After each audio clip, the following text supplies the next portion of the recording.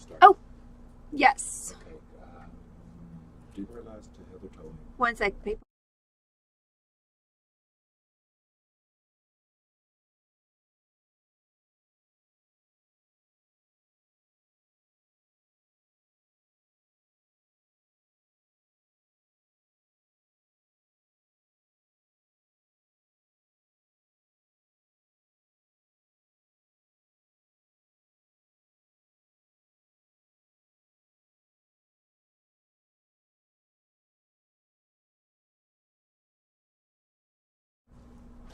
Okay, hi everybody. How's everybody doing? We are back from our week off and we got a lot of invoicing done and a lot of catching up done, which is fantastic. Yes, and Pam posted a hilarious thing in Discord of, things that are not low carb, and apparently beads are not low carb. So if you're on a low... I would have expected the opposite, so I'm glad I know. Yeah, if you're on a low carb diet, you definitely should not eat the beets. Just saying. But so hi Pam and Lori and everyone who's out there. We've missed you terribly this week. So tonight's tutorial is, I need to kind of reposition myself and my lovely assistant, aka my neck form here. I think that's gonna have to go in front of me for most of the broadcast, but I can just, coyly go to the side. Let's see, I actually do know how to change the way the camera is looking as well. There we go. You get to see some of Beading Dreams now too. So tonight's tutorial, I'm going to put that down for a minute. Tonight's tutorial is, hi Julie. Tonight's tutorial is mixing necklaces and bracelets. Okay, so we've done this type of tutorial before. I call it curate a neck mess, but I've had a number of clients and friends recently in conversation say, I really wish I could wear more than one necklace, but every time I do, I feel like, a 5-year-old dress me, or I feel like a mess, but not a good mess, not the right kind of mess, the wrong kind of mess. And so I'm not saying that I'm a fashion icon here, but stacking necklaces and bracelets is something that I do on a daily basis. And so I'm here to give you a couple of just basic guidelines as to how you can start doing this and not feel hopefully like, a Christmas tree. Now, there are a lot of great influencers on Insta and TikTok and such that do this really, really well. And one of my favorites is Winter Lemon Jewelry on Insta, but I am going to say that she is like neck mess level.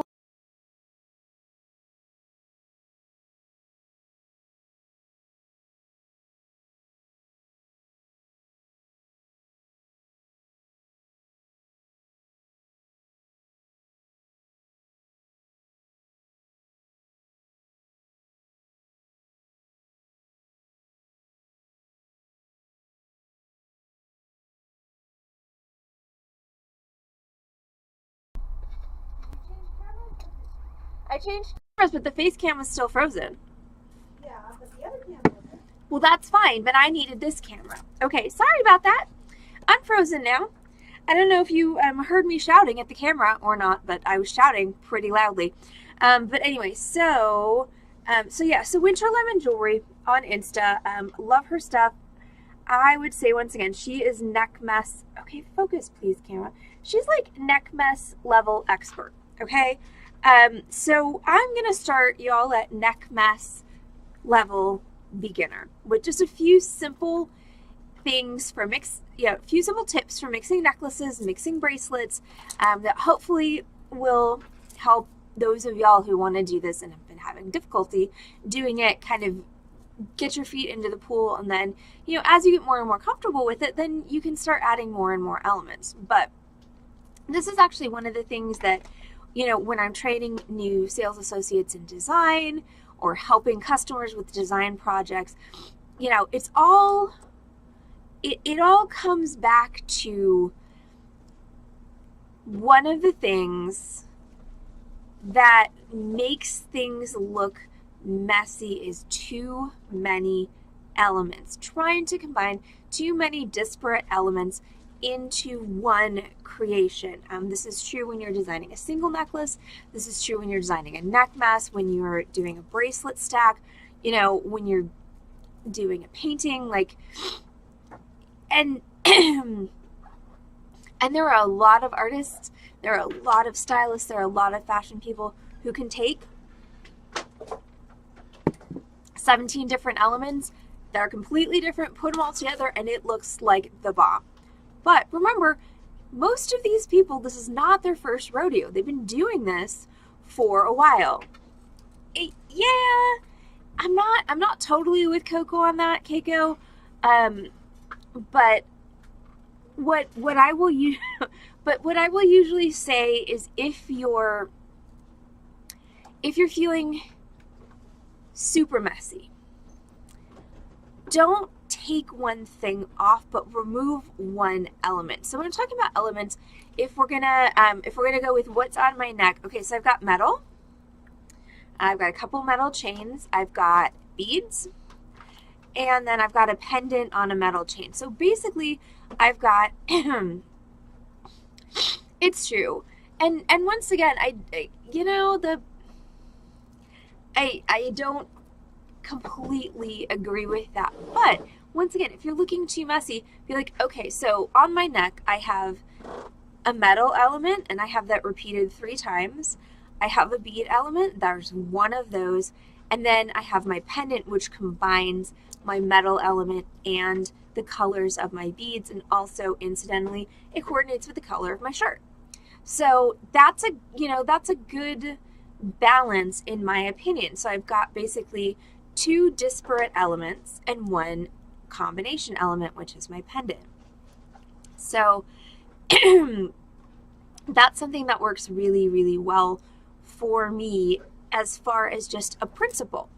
Like, okay, I've got chains, I've got beads, and it could be 1 strand of beads. It could be multiple strands of beads. I'm wearing one today because it has multiple colors in it. But if you have a single color strand of beads, you could wear other strands of beads with it, and I'll get into that in a minute. And then I've got something that pulls it all together, and I've also, to some extent coordinated it with what I'm wearing. I'm not trying to necessarily match what I'm wearing, because I'm not wearing, just a series of black and pink necklaces, which, in my opinion, tends to look kind of costumey and overthought. But I'm still calling back to, I did a birthday party today, that's why I'm wearing the Beading Dream shirt. I'm still calling back to the colors in my apparel. Our own Carol Ferguson is amazing at doing that, at coordinating her necklaces to the colors that she's wearing. And none of these chains are beaded. These are all cheater chains. They're all textured chains that I carry by the foot, and I love them. I love adding them into neck messes. And okay, my hand cam may be kind of messed up because I was trying to get it to focus, but okay, yes, but it it echoes the beads without adding bulk. See, Julia's not wrong. But yeah, so both of these are textured chains, and I love them because they add interest, but they're also first of all, they're very flat, so they're comfortable to wear. Also, there's a heather cam with no heather, so let's let's take out the heather cam. Yes. There we go. I think there was no heather. What? Just because you don't have your face on yet. I don't have makeup, so yes, I love these textured chains.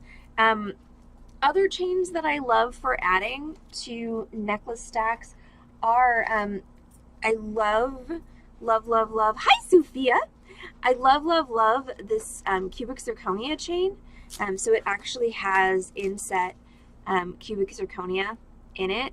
My auto exposure obviously doesn't quite know what to do with this. Oh, I also changed my zoom. So hold on while I fix my zoom. But I love that CZ chain because it adds a little bit of sparkle to your neck mess. If you're feeling, there we go. If you're feeling the need for sparkle. And once again, it's not huge and bulky. So, and I do have all of these chains, by the way, available by the foot, and I will go ahead and put them all on the sale tomorrow night for anybody who wants them. But yeah, so this one is really fun. Here's another cool textured chain. This one's actually one of my favorites. I don't even have a necklace of this, but I need to. So that's another one of the cool textured chains. And then you can also just go with a plain chain. This is a paperclip style chain, which is also a very popular style at the moment. And any of those is going to add a nice touch of metal to your necklace stack without being too overwhelming. So let's talk for a minute about combining colors and textures, and then I'm going to talk a little bit about mechanics, and then we're going to go to bracelets. I'm so sorry, y'all. I'm assuming I can manage to not die. My allergies have been so bad lately. And I have some silver chains, Julie. Most of the fun ones are in gold just because that's what my clientele prefers, but I will make sure to throw some silver on the stream tomorrow night as well. Okay, so this is my friendly neck form, and it's gonna somewhat help me illustrate. I need to be further back, but I don't really want to sit it in my lap. Right? Do not. Definitely always need more whiskey, Keiko. Okay, so is this gonna be tall enough? Okay, I think that's tall enough. Hopefully we'll be able to see what I'm doing here. Okay, so one of the, oh gosh, well, I'm glad you guys got some rain. We had rain, and now it's abruptly decided to be summer. So all the summer things are now attacking. It's pretty unfortunate. Okay, so in the vein of not adding too many elements, you can, and again, we're talking about easy, okay, beginner level. So beginner level is, for the most part, mix colors but not textures, or mix textures but not colors. So, for instance, I have a bunch of pearls. So, all of these are what I would call the same texture because they're all pearlescent, you know, luminous, solid colored. It's just really not showing that well at all. You're not being helpful, camera, right now in any way. I don't know how to fix that, because you can't really see that these are pearls. They just look like really blown out white beads. So bear with, let me see if I can fix this issue. Yeah, you did sneeze a lot, and I've been getting sneezing fits, but I've also been getting coughing fits, which are really a bummer because sometimes they lead to other unpleasant things.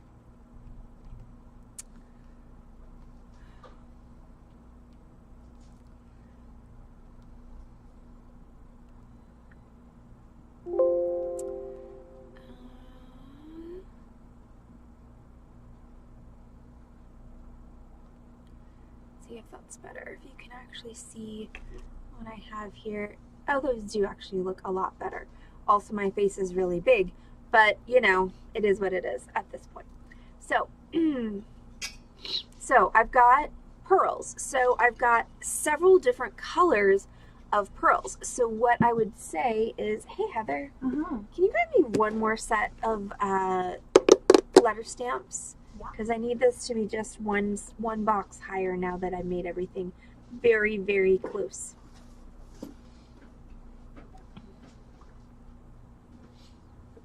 Thank you. We are high tech here at the Beading Dreams. We sure are. Okay, so I've got a really pretty strand of white pearls. So now I'm going to start adding different color strands of pearls. So once again, this is an example of mixed color but not texture, because all of these pearls are, once again, what I would consider the same texture.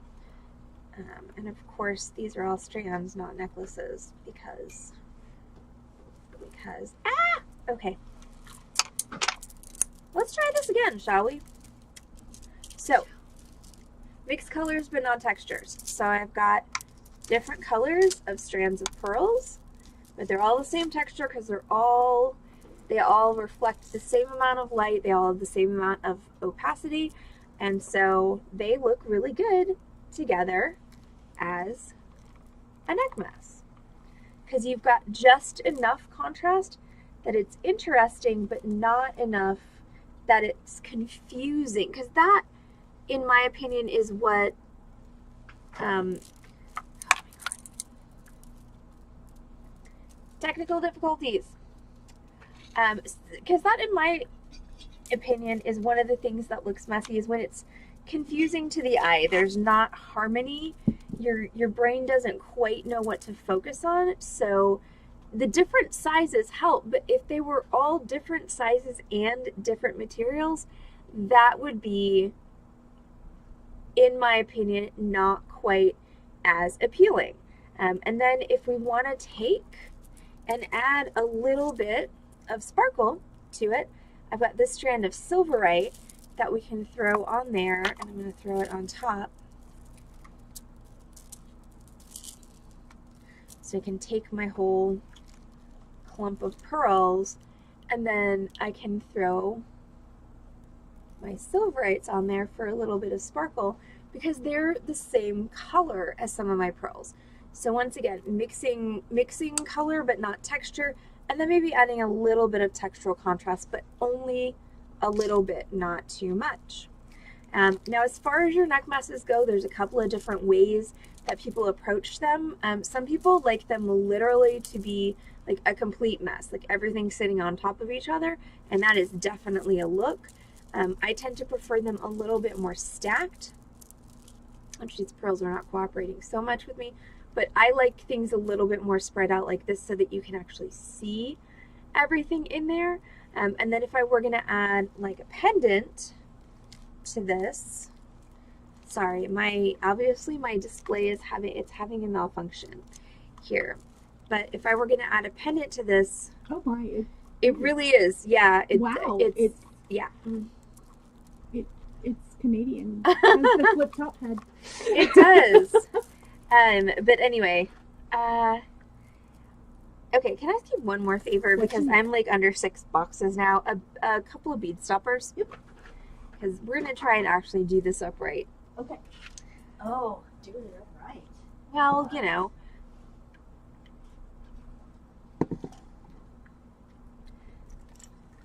Thank you. Oh my gosh, she brought me the whole bucket, y'all. I did.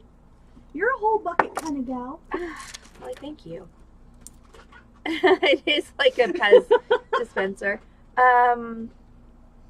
What's the situation with the taupe pearl strand? Like, what's the price, Keiko?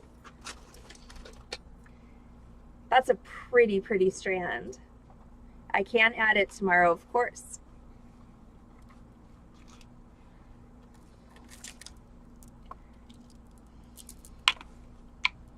Okay, here's the situation. Terrence went away on a week's vacation.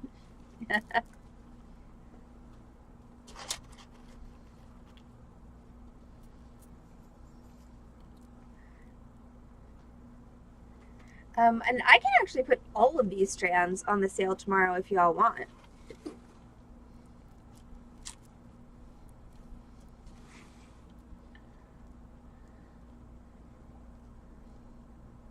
So this whole length adjusting thing I'm doing is gonna be addressed in a minute when I talk about mechanics and techniques for making this whole process easier. Now, obviously, technique number 1 is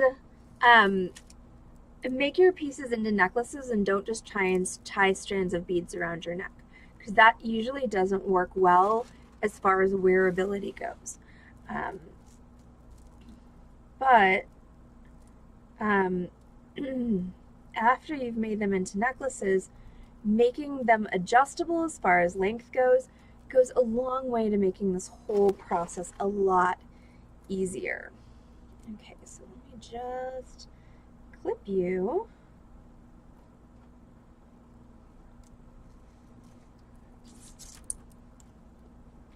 Okay, so yes, pearl sale tomorrow. Got it.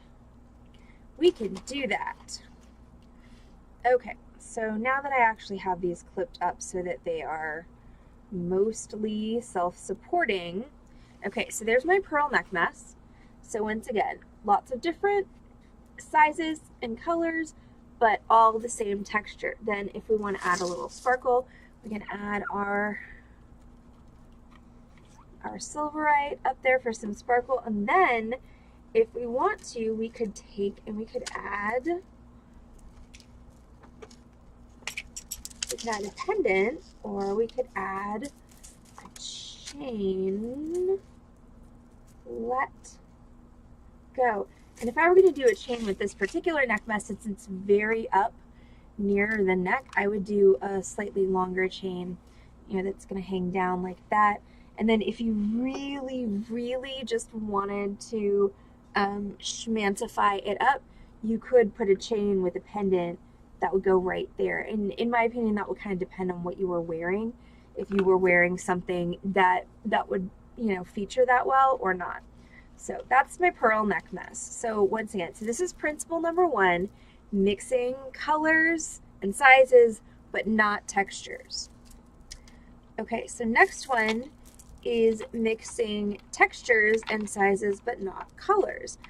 So this is what one would typically refer to as a monochromatic color palette. And I'm going to do green. I'm going to do actually a couple different greens, because this is another thing that some people find difficult to deal with. Okay, so with colors like green, and purple also is a color like this, there are different shades, and there are shades with different undertones. So I'm going to start with some peridot. And so these are smooth peridot, so that's a smooth, transparent texture. So I'm going to throw those on there. And peridot is a very yellowy green. Okay, so if I take something like my emeralds that are a very bluey green, that doesn't look so good.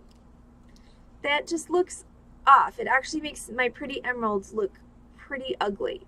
So, you know, and same thing with these emeralds. These are slightly better looking, but they're still not quite there. So if I'm going to do my peridot and I want to add more greens to it, I need to stick with some of the greens that are more, a little bit more yellowy in base, like the Savorite. And I totally stole this necklace off of Carol Ferguson's neck before she left. She kindly lent it to me, and it has a pendant, and look how cool that looks. It's actually a long necklace, double wrap with the pendant in the front, and then she has this beautiful chrome diopside teardrop necklace. So now we're mixing a lot of different textures. We've got the textures of the teardrops, we've got the texture of the, now I feel like I need to turn my exposure back up so that you all can see this.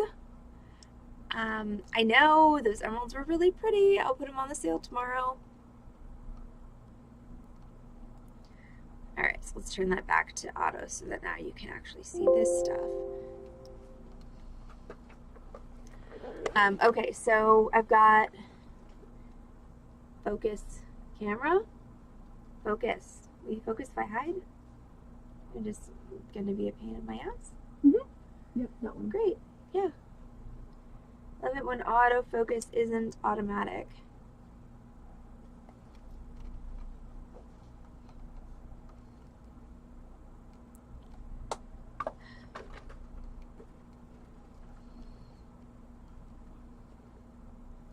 and now it's just not going to let me do anything. There we go. Also, by the way, we will, assuming I'm not about to go blue screen of death, which I have a feeling I might be.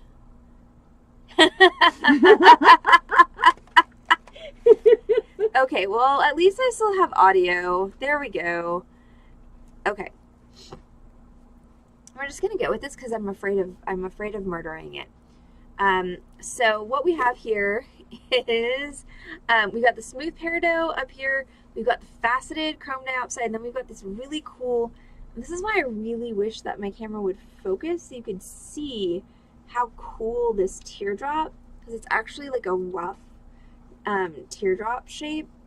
And it looks so cool. But once again, so we've got a lot of different shapes going. We've got different sizes. We've got different textures. But what we don't have is we don't have color variation. And that's what makes it look unified. And then if we want to, we can grab, once again, like a textured chain. And I can lie that flat under the hand cam. So we've got a textured chain that we can throw on there. And we could even do, it's already got a pendant. So there's, our textured chain, which is just kind of hanging out in there. And then something else that you can do is kind of play with your order, so you can plop some things on top of the other. So this is a little bit more of a messy neck mess, but the colors and textures are really, the single color and multiple textures, again, look really, really nice together. So bear with me for a second while I get out from under my 17 boxes. Seriously, 4 boxes of stamps. Not even kidding. Okay, and this is another principle that can backfire if you don't use it judiciously, but contrast creates interest. So a little bit of contrast makes for a lot of interest. A lot of contrast makes for a lot of confusion. So the flat lay of what I just did is, I had my chain, I have Carol's awesome necklace, which was not designed to be doubled, as you can see, because she's got the lobster claw clasp that winds up in the front when we double it. But if you were going to make a necklace like this that you did want to be doubled, you could do something fun, like put a pretty toggle on it and then hang a stone from the toggle, and then it would look just as good with the toggle in the front as the toggle in the back. This is Carol's awesome chunky chrome dioxide teardrops, and then these were the peridot smooth, nope, wrong way, peridot smooth rondelles. So that's that whole neck mess in a flat lay situation. So that's a really fun one. So once again, mix up all of the textures and shapes that you want, but stick with the same color. Once again, makes it really easy. Okay, now I'm going to do a bicolor one for you, and then we're going to start talking about bracelets. So this one's going to be with the apatite and my emeralds. So notice that because my apatites, even though they're not the same color as my emeralds, they are in the bluer color family. And I feel like we need a little bit more light on this subject. They're in the bluer color family, and so therefore, there we go, they go much more nicely with my apatites than they did with my yellower greens, my peridot, and my chrome dioxide. And I did actually throw accidentally a strand of apatite on the ground, so pardon me. Oh, not apatite, indicolite. Oh, and quartz. I'm fine. Everything's good. So, I'll just do this one as a flat lay because I think you guys have the idea of neck mess. But so, again, mixing, okay, so now I have technically two colors. I've got blue and I've got green, but they're all harmonious together because I've got very greeny blues and I've got very bluey greens. So you've got your emerald rondelles, and so the emerald smooth rondelles, the emerald faceted rondelles, and then I'm throwing in some apatite faceted rondelles. So not the same color, but still adjacent. Once again, greeny blues and bluey greens. This is a strand of blue dyed quartz. And then this is my teeny tiny strand of multicolored indicolite or multi-shaded indicolite. And then, you know, let's just, for funsies, you know, throw a chain in there, and on that chain there could be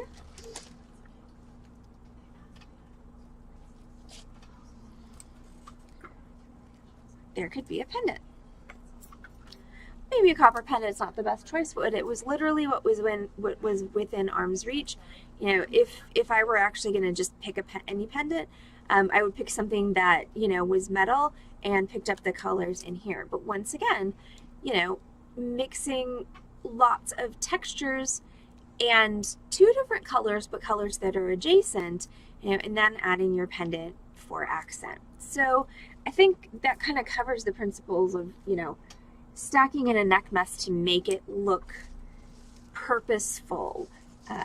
So let's talk a bit about mechanics.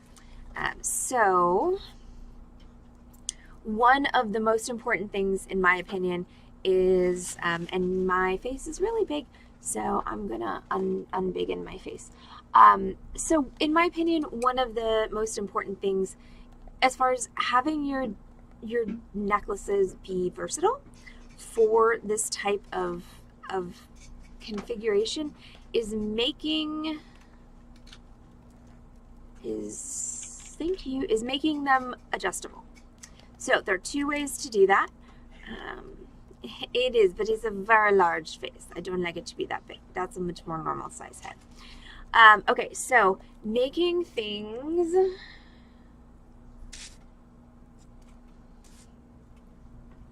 there it is, making things adjustable. So you got two ways to do that, and I'm actually going to show you one here on stream.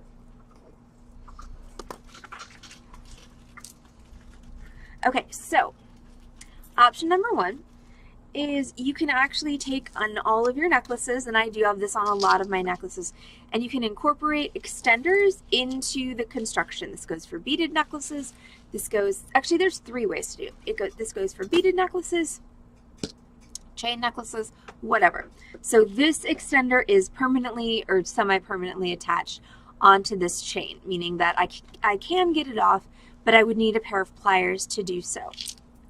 Something else you can do is actually make a removable and movable extender. And the way that you do that is you attach a clasp, maybe? Oh, just work, please.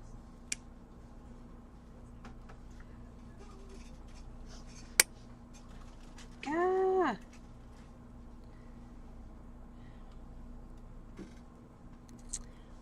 Hold, please. There we go. Okay, so you attach a clasp onto a length of chain. And now when you're using chain for an extender, I always find it more useful to use a chain that you can actually clasp into each link, because the links are large enough that you can get a clasp into every one of them. It just gives you way more versatility. And so then this is an extender that you can attach onto pretty much any chain that you want. So if I have a finished chain like this, all right, what I'm going to do is I would attach the extender, I would attach the clip of the extender onto the side that is meant to be the receptacle of the original clasp, and then I can take the original clasp and I can attach it into any one of these links to make this chain whatever length I want. Now, another way to do extenders that's pretty popular is to do what is actually integrated into this chain, which is to do a loop a couple of inches, inch and a half down from the end, and maybe even another one there. The problem is that doesn't quite give you the infinite adjustability of a larger chain extender. It's really up to you, just what you know, I will say with a dainty chain like this, a big honkin' extender like this is going to have a tendency to come to the front, but it still does give you more options than a fixed extender. And the other cool thing I want to talk about as far as neck messes go, and then we'll go briefly to bracelets. We are, by the way, podcasting this evening. We have had a lot of crap happen lately in all of our lives. So we are going to do a podcast focusing on the most positive and also positively hilarious things that have happened to us recently. So tune in at 7:30 for episode 8 of the button list called Positively Hilarious. And we do have a special surprise guest for you this evening. So it's going to be a fun one. So please tune back in at 7:30. So let's talk for a second about clippy rings. Clippy rings are one of my favorite things in the world. So this is what we call a clippy ring. I'm sure it has a more, precise name, but I don't know what it is. So what this does is you can use it on a large link chain, and you can basically take a pendant, put it on the clippy ring, and then use that to clasp together the large link chain around your neck. And the cool thing about the clippy ring is it means that you can take your pendants and you can switch them around. So you can take, this pendant, you can put it on something else. You can put something else on this clippy ring. You can stack multiple pendants on your clippy rings. So they are pretty awesome little devices. So that is my chain with my pendant on my clippy ring, and then I can take, my other neck mess components and stack them on top of that. So those are super useful just for being able to switch around your pendants. So I have several different lengths of, big link chains like this that I'll switch in and out. And then the other thing clippy rings are awesome for is you can take beads and you can actually finish off your beads with 2 soldered rings, and then you can actually use the clippy ring to hold your pendant in front of your beads. So the clippy ring functions as both clasp and pendant holder. So that is the clippy ring on the front of my sapphires with that Buddha pendant that I just had on the chain. So that's how that works. And absolutely love that concept to death. Love me some clippy rings. So having things like clippy rings where you can change out your pendants without having to change out the whole necklace, having things like movable and removable extenders, all of this makes it a lot easier to make your necklace stack. I'll put that on the sale too, Keiko. I think I've just figured out that tomorrow's sale is going to be like everything from tonight's tutorial. Cool. And other stuff as well. But yeah, so having all of those interchangeable things, even though it seems like a lot of moving parts and it seems maybe like more thought than you might want to put into it, if you just have a couple of those options, if you got a couple of extenders, you got a clippy ring or 2, you've got a couple of chains, you've got some beaded necklaces, you will be shocked about how you can combine all of that to look very cool. So I'm going to close it out with bracelets. And basically the principle is the same for bracelets. I'm going to show you 3 stacks that illustrate exactly the same principles that I was just talking about. Okay, the first stack is mix colors but not textures. So this is a fun colored lava stack that Carol May actually made. So all of those colors are, none of them are adjacent. They're all completely all bouncing around the color wheel. Hey, focus, please, camera. Yes, no, no, yes. You were focused a second ago. There we go. So all of these exactly the same size, exactly the same bead, just in different colors. So mixing colors, but not sizes and not textures. Especially when you're dealing with this many colors, you really want to stick with one consistent element. Otherwise, it is going to wind up looking pretty wackadoo. This one is, you know, mixing textures but not colors.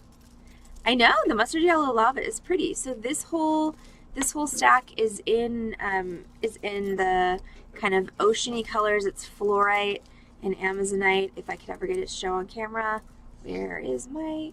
It's where I spike the camera and then I move the camera and then I can't find the camera again. But so this is fluorite and amazonite, so it's all in the kind of oceany colors. And then since Carol May's put some sterling silver beads as accents on these bracelets, then this sterling silver bangle is a nice addition to the bracelet stack. And this is one of my favorite tricks for stacking bracelets. I just want you to see the edge. See how pretty it is? It's a really pretty pattern wire bangle. This is one of my favorite tricks for bracelet stacks, and you will probably have noticed it on my arm, is I love to do, okay, focus, cool, focus and light. So I love to do a bangle or two up on the higher part of my arm, and then stretchy bracelets on the lower part of my arm. And this allows me to put a little bit of an element of contrast in with my bangles. I love my horn bangles. I wear them all the time. And then I went with labradorite and iridescent assembled quartz today. So all in the gray color range. And then my gold bracelet, which calls back to my lava, or not my lava, my horn. So once again, you know, 3 elements, but one of which that ties into the other. So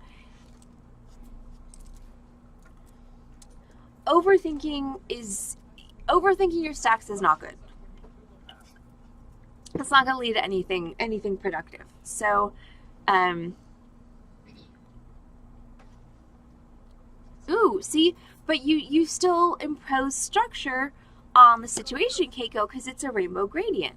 So it's like it's chaos within structure. It's, you know, decide on a structure. I want all different colors. Okay, then I'm going to make everything the same shape and size. I want all different textures. Okay, then I'm going to make everything all the same color, or colors that are very close to each other. You know, or I want to mix things, but I'm going to impose, you know, 3 colors. Anything more than 3 colors, unless you are doing like a gradient, anything more than 3 disparate colors tends to, unless you're really great at it, come across as messy. So, you know, 3 colors or less is what I would typically stick with. And I'm not talking about shades of the same color. I'm talking about like literally 3 different colors. Oh, yay! I love vintage buttons. They're so addictive. I actually had to make myself stop buying them at shows because I would just buy them and buy them and buy them, and I still haven't used them.